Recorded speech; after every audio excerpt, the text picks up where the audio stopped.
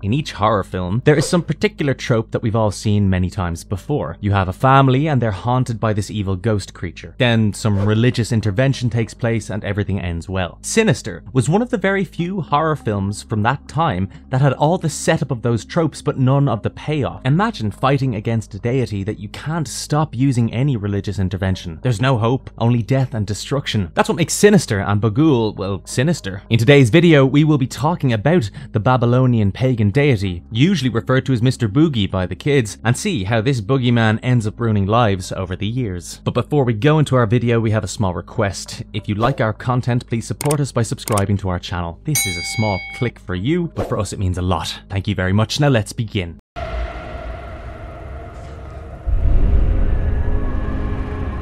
Who is Bughuul, the soul eater of human children? Mr. Boogie, as the Oswalt family children called him, is an ancient Babylonian pagan deity whose main purpose is consuming the souls of children. Although he looks like a member of Slipknot, a private meeting with him would be far from a cherished memory. Bughuul is a tall, humanoid creature seemingly plucked from our nightmares, with long black hair. This lack of a mouth or eyes may not be the first thing you notice about him, but when you do, it also leaves a scarring image. His mouth is actually sewn shut, a result of his brother, another pagan deity named Moloch, who punished him. Moloch did this because Bughuul was copying his sacrificial rituals, which apparently violated the malevolent pagan deity bro code, even though both prey on children. Now, when you watch the movies, you get the basic gist of how Bughuul does his thing. He has his very own realm, and when certain symbols are drawn in the mortal world, he can travel to that world because of them. Once he's there, he starts manipulating the children, slowly but surely terrorizing them over time before he makes them do the heinous deeds. It's like he's tenderizing their souls for consumption. Once the whole manipulation of these children is complete, Bughuul gives the kids a mysterious green liquid, which the children use to knock out their parents. Then under Bughuul's commands, they kill off their families in the most heinous way imaginable just for the sake of Bughuul's own amusement. And that's not all. While the children commit the murders, Bughuul encourages them to record the killings on an 8mm film camera. Bughuul himself shows up as a cameo, sort of like Stan Lee showing up in cameos in those snuff films to mock the viewers. And whoever watches his little snuff films ends up becoming his next target. And he and his posse of dead children begin haunting the viewer and their family until the family is forced to move to a new location, which gives Bughuul, as you guessed it, a new set for his ever-growing snuff film project. After everything that needs to be done is done, Bughuul kidnaps the directors of the snuff films, as in the children he chose to be his accomplices, and he goes to the netherworld. There, he slowly consumes the souls of the accomplices, adding them to his possession of children. But what happens if a child is unable to kill all of their family members? Well, then Bughuul feels like he's not properly worshipped or appeased, so he usually executes them pretty quickly. We learn that Bughuul has been around for a very long time. There's engravings that date back to the Dark Ages. However, most of them were destroyed by Christians because whoever looked at those engravings ended up under Bughuul's control, especially if they were children. The snuff films that we see throughout the course of the two movies date back to 1966. Over the two Sinister films, even though we mostly follow two families, one central to either movie, we also get to learn about the past victims, which makes a very long list all in all. And before we go down that list, this is your warning to tread carefully, as there will be disturbing content in the following bits.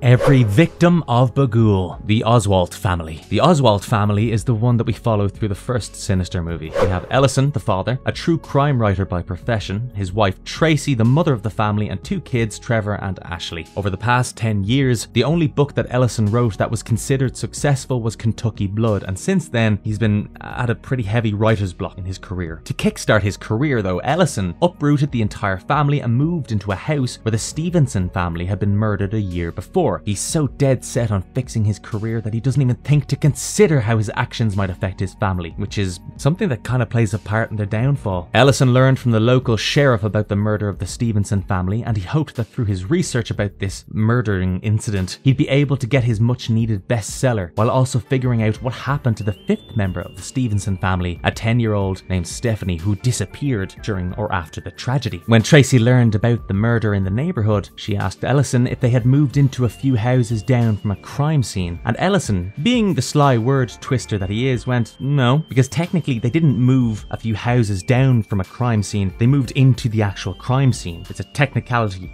you get it. Totally not something that is going to come back and bite him, no. While getting comfy in the new house, Ellison decides to go through the attic in hopes of finding a few clues about the Stevenson family. There he found a box with a projector and a bunch of Super 8mm reels. Some of these reels were labelled like one would label a home movie. Later, when Ellison sets up his new office and the conspiracy wall, he decides to go through the movie titled Family Hanging Out 11. The film starts out pretty normal with nothing surprising or shocking, but at one point the film begins to turn quite dark and we see a family standing beneath a very familiar looking tree with hoods upon their heads. They had nooses around their necks and an unseen figure was noticed sawing through a branch that was acting as a counterweight. The branch fell and the family was immediately hanged. Ellison realised that the family he had just seen in the movie were the Stevensons that he'd heard about. Absolutely disturbed by the footage he had just watched, he takes a moment to himself, but curiosity gets the better of him and he checks another reel titled Barbecue 79. This footage, just like the previous one, starts off very normal until it jump cuts to the family being burned alive in their car. Ellison rushes to the phone considering telling the police about it, but he stops. His focus was clearly more on getting his story made. He hooks up the next reel, Pool Party 76, but gets distracted by some noise. Upon exploring, he's jump scared by his son Trevor, who's half naked inside a box, screaming because of a night terror. It's soon revealed that Trevor used to have problems with sleepwalking and nightmares at one point, but they had gone away. Now in the new house, things had taken a turn for the worse. Ellison went through all the reels, one by one,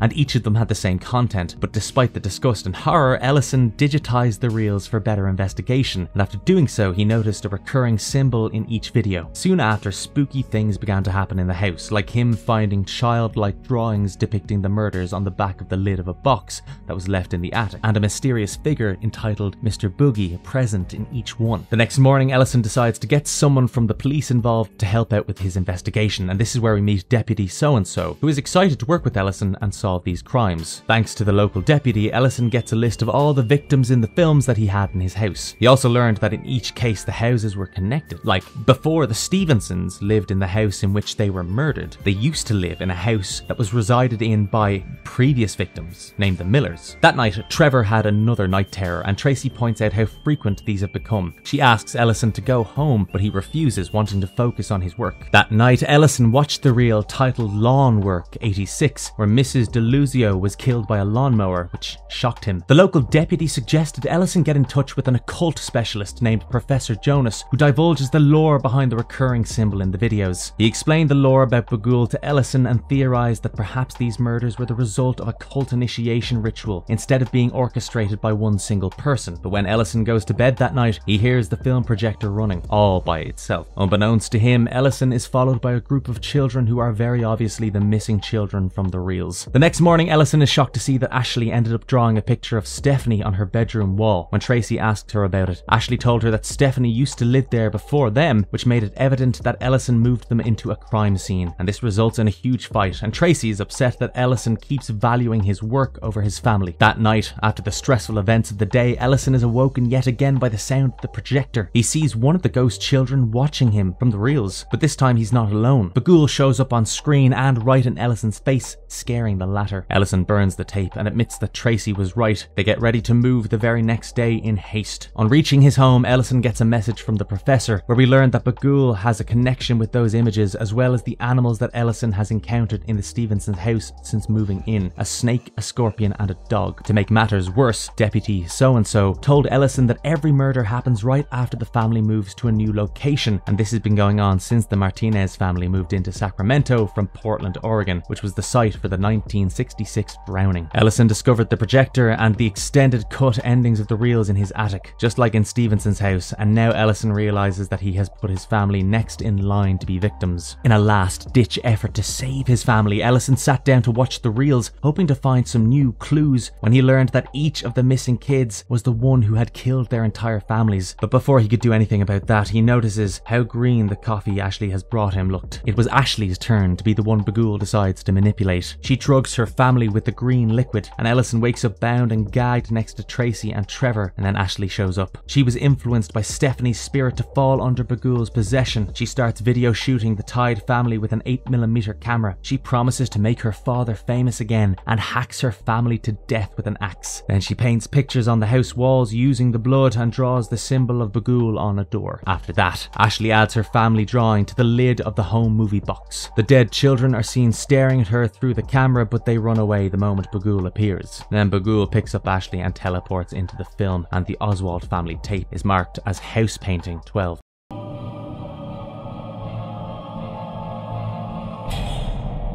The pool party boy and his family. This is the first one that started everything. This is the pool party of 1966, where Tristan was a young boy of an unnamed family. He had two sisters, Amber and Vicky. In the video, we see a happy family of 5 enjoying their time in the pool. However, it can be assumed that they had previously lived in a house owned by a family who fell victim to Bughuul as well. And following that, they had moved to Portland, Oregon. Of course, this is where they had become targets for Bughuul. Here in the reel, we see Tristan actually knocked out all members of his family and tied them to lounge chairs in the backyard. As Bughuul is seen standing under the water of the pool, Tristan pulls on each rope tied to the lounge chairs, dragging each member into the pool one by one, and they all drown. He records the entire thing on 8mm film, and it eventually becomes the infamous Pool Party 66. The Martinez family. Right after the pool party of 66, we have the barbecue of 79. Here we have the Martinez family of 4, Mr. Martinez, Mrs. Martinez, Ronnie, and an unnamed son. The Martinez family had moved into the house in Portland, Oregon, where Tristan murdered his family in the pool, and they had then moved away, which put them on Bughuul's hit list. It was the unnamed brother of Ronnie who fell under the influence of Bughuul, and after knocking his family out, the young boy put them all in their car and burnt them alive while filming it. After this, the young Martinez was abducted by Bughuul and never seen again.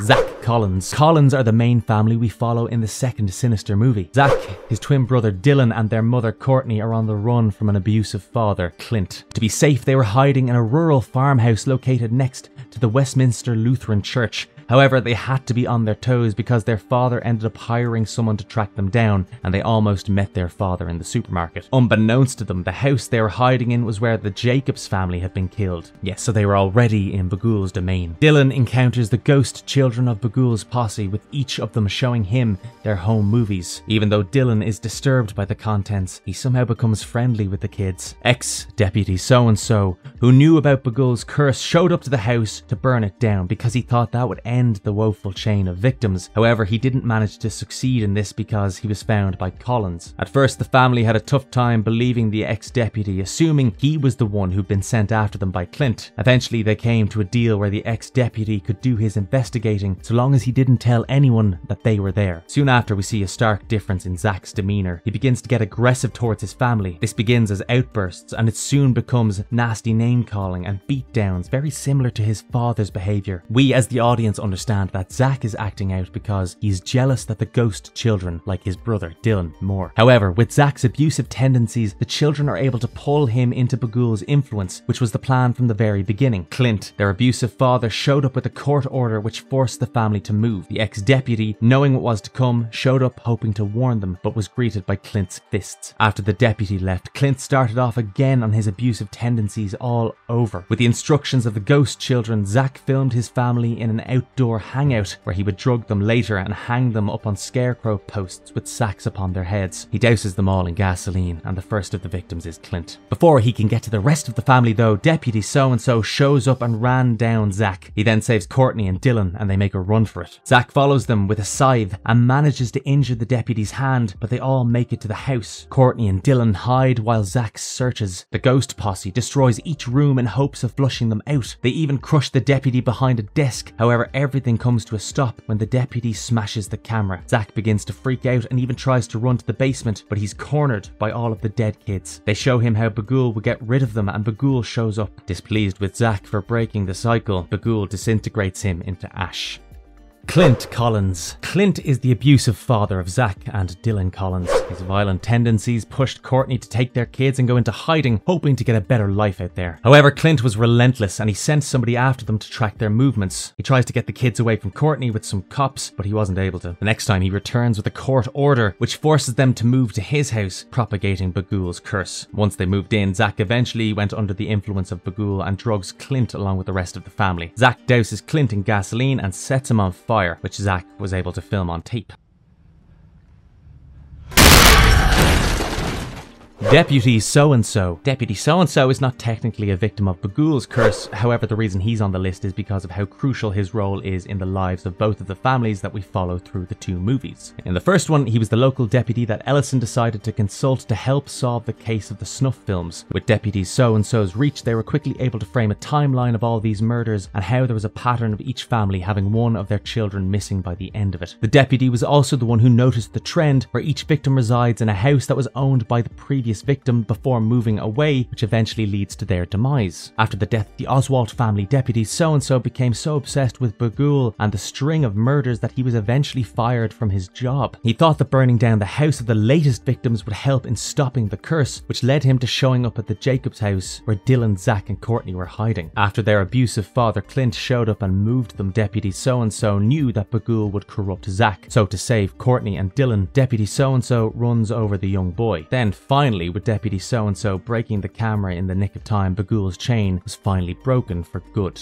The Deluzio family. The reel that ended up startling Ellison the most was the one showing the Deluzio family. The family of 4 ended up becoming victims of Bughuul after they moved into a house that once belonged to the Martinez family. After they moved out, their youngest daughter, who remains unnamed, ended up under Bughuul's influence. She murdered all of her family members by running them over with a lawnmower. In the extended ending versions of the reels, we get to see her standing with body bags. This is the reel that is titled Lawn Work 86. The Miller family. In the reel titled Sleepy Time 86, we get to see the story of the Millers, William and Peggy with their 2 kids Christopher and Jake, and a pet chihuahua. After they've moved out of the house owned by the Deluzios, they fall victim to Bughuul's influence on Christopher. He ties everyone to their beds and then slits their throats one by one. Each kill was recorded on the 8mm reel, and William was the first of the family members to go. The Stevenson family. This is the family we see in the reel titled Family Hanging Out 11. Mr. and Mrs. Stevenson had 3 kids, and young Stephanie was influenced by Bughuul. The shot of all 4 family members hanging is the first thing that you see in the film. It's a horrifying shot accompanied by creepy background music. The visual is what inspired co-writer C. Robert Cargill to write the movie in the first place. After watching The Ring, Cargill had a nightmare where he stumbled across Super 8 footage with this horrific image. Years later, he brought it up with the movie director, Scott Derrickson, which led to one of the most iconic horror films of all time. Ted's family. This is one of the new victims that you see in Sinister 2. Ted and his family went to Bayou Teche, Louisiana for a fishing trip. Apparently this would be more than enough to trip the Bughuul curse system because Ted laced everyone's drink flask with green liquid. Once they were all unconscious, he hung each of his family members upside down from a tree branch over the lake. They all had burlap sacks covering their heads, and when they woke up, they were completely helpless. Eventually the whole family was killed by a group of alligators who decided to swarm them and eat them up one by one. Emma's family. From the footage we see, we can understand that Emma's reel was made somewhere in the 80s or 90s. She was the oldest of 3 siblings, and at one point the family fell under Bughuul's curse. The reel shows a Christmas morning where all the younger children are opening presents while Emma, clearly under Bughuul's influence, is making them hot cocoa. Once everyone has passed out from the hot cocoa, Emma took them outside and put them into shallow graves where they were buried up to their necks, leaving them to freeze to death. Peter's family. This is a family of 4 with an unnamed mother, father, older brother, and Peter himself. In the video Peter shows Dylan, we see that the family was remodeling their kitchen together when Peter fell under the influence. After knocking everyone out, Peter flooded the kitchen with the open sink pipes. Then once his family woke up, he electrocuted them using a cable from the wall. Peter saved himself by donning a pair of rubber boots and filming his family's untimely demise. Milo's family. Milo is the one who orchestrates the murder of the Jacobs family. He lived in the farmhouse next to the Westminster Lutheran Church, and his family had him, his 3 sisters, and his parents. When Milo fell under Bughuul's curse, he tainted the communion chalice with the substance and eventually nailed them onto the floor in a pentagram design with pieces of cloth upon their heads. He put a silver bucket on each one of their stomachs and began to film the gruesome scene. We see Bughuul physically appearing, and he manifests himself as a group of rats. Each of the rats was placed on the family members' exposed stomachs and covered with a silver bucket. Then, using a pair of hot tongs, Milo put hot coals on top of the buckets, which forces the rats to eat their way through the family members' abdomens to save themselves from the heat. This results in each bleeding to death. Catherine's family. Catherine lived happily with her parents and teen sister until things took a turn for the worse. After she fell under Bughuul's influence, she incapacitated her family members in these chairs with retractors in their mouths, forcing them to open wide. Then she mutilated their teeth with the power drill and eventually burrowed through the roofs of their mouths into the skulls, killing them in the process. Although on screen we only see Catherine killing her father, we can assume she did the same with the mother and the sister, given that she was now part of the posse. Is Bughuul the weakest demon? While nothing Bughuul Bughuul has done can be considered weak generally. As a deity, he is considered to be a little bit of a weak demon by occultists. This is because of how subtly he carries out his operations. Out of all the demons in the pit, Bughuul is the one most likely to interfere with mortals' lives. He particularly enjoys the emotional sufferings of mortals, which acts as a treat for him. In most cases, Bughuul barely shows his face. He prefers being in the shadows, and he prowls for the most vulnerable people in the bunch. The depressed, lonely, and shameful are the ones he usually targets. Once he's found whom he can manipulate, he starts influencing them with small, subtle signs. A symbol here, a sign there, an animal randomly showing up, leading to a surge of particular feelings in the minds and souls of his victims. Sometimes he shows up in camera footage or photos for a second, and even in dreams. Many occultists believe that Bughuul lives in the images in which he appears, and these images end up acting as a conduit in his summonings. The more the mind considers the images, the more Bughuul's influence grows. Then he telepathically reaches out to take control of the victims' minds, leading to the victims carrying out these acts for his amusement. Only weak and vulnerable minds are susceptible to this. So with all of that theory, I would say that Bughuul simply targets the weakest, not that he is the weakest himself. Marvelous verdict. As a pagan deity who is not very commonly discussed, Bughuul definitely gave us a lot of nightmares when he first showed up in the Sinister movies. Sinister was one of the highest grossing films from Blumhouse production at the time, and rightfully so. It deserves all the praise that it gets, and with the character designs as creepy as Bughuul's, it's no wonder that we all ended up totally terrified. And by the way, if you liked our content, don't forget to leave a like and subscribe to us if you haven't done so already. Otherwise, have a good one and be safe. Thanks everyone.